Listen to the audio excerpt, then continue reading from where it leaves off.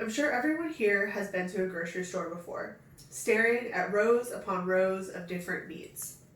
Beef, chicken, pork, lamb, you name it. All different cuts, cut in all different ways, conveniently placed for you to pick. But while staring at these rows of meat, have you thought about where it came from?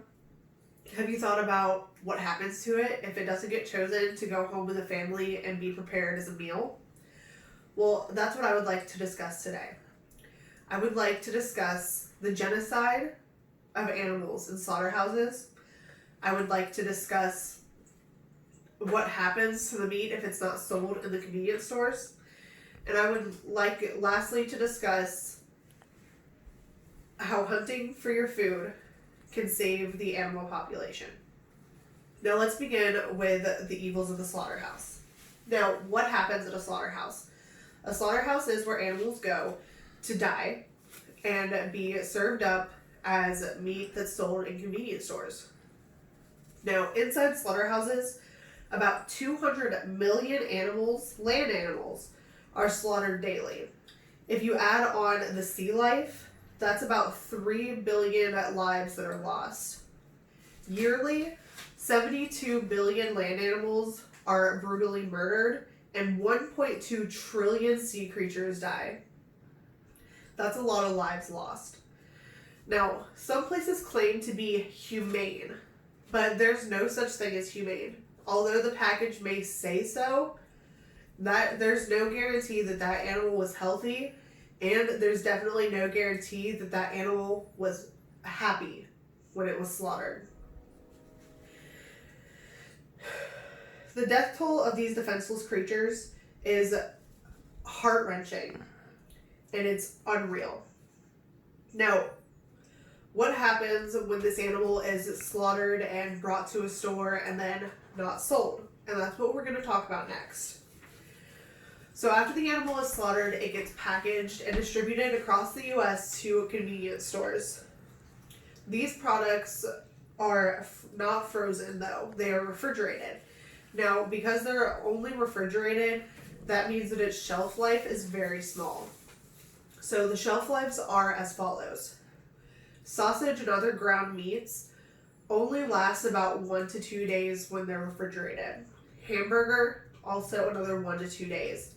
Steaks, chops like pork chops or lamb chops, and roasts, they last about 3 to 5 days.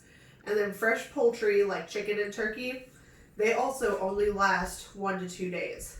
That's not a very long time before it has to be discarded.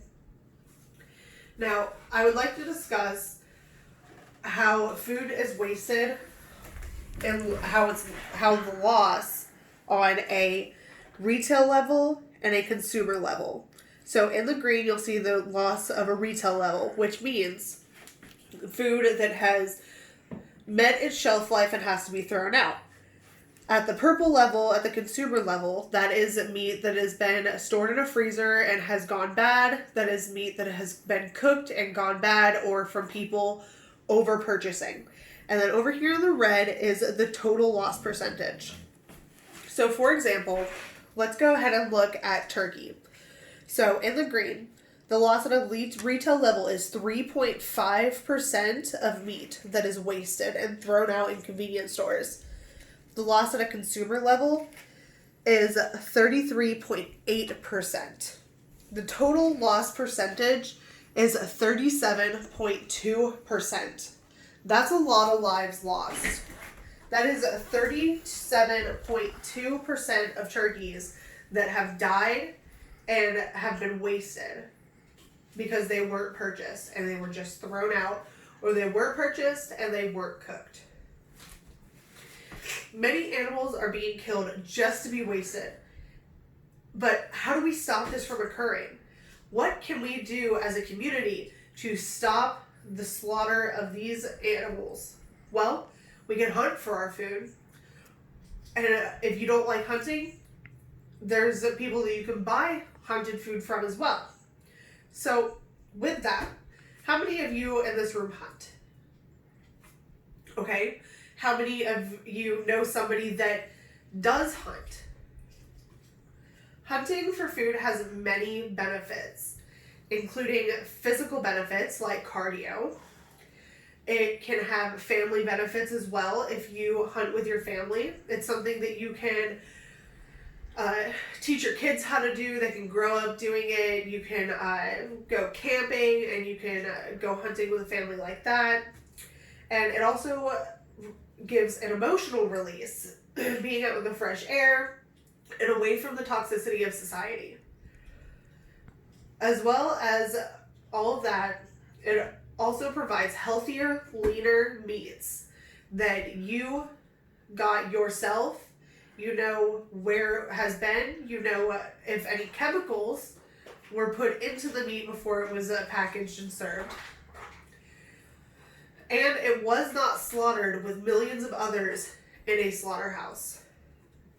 Now, if you don't want to go hunting yourself, that's fine. I know plenty of people that don't like hunting. But as I pointed out, there are hunters that you can purchase food from. And with the purchase of these meats, they can be frozen.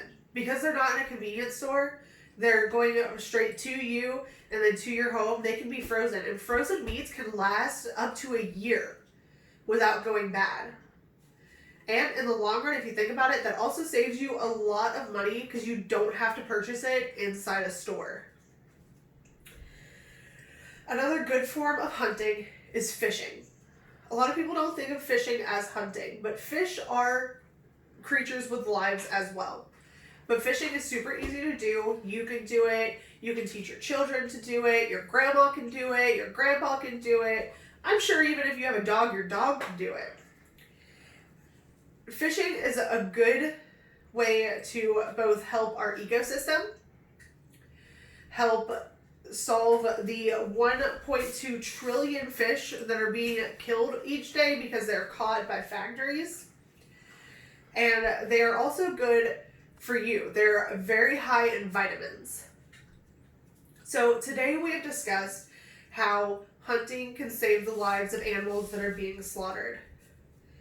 And as a society, we can get together and we can prevent the inhumane slaughter and treatment of these animals.